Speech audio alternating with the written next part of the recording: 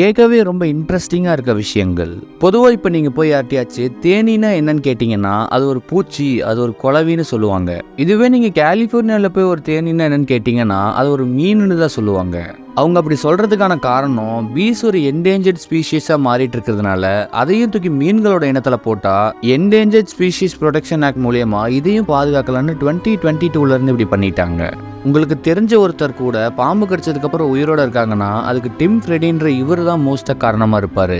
இவர் சின்ன வயசுல இருந்து பாம்போட விஷத்தில் ஒரு 1/4 பங்கு விஷத்தை இவரோட உடம்புல தன்னைத்தானே செலுத்திப்பார். எதுவுமே சாதாரண பாம்பு கிடையாது. கோப்ரா, பிளாக் மாம்பா, ரேட்டில் ஸ்னேக்னு உலகத்திலே இருக்க ரொம்பவே ஆபத்தான பாம்போட விஷத்தை தான் தன்னோட உடம்புல ஏற்றிப்பார்.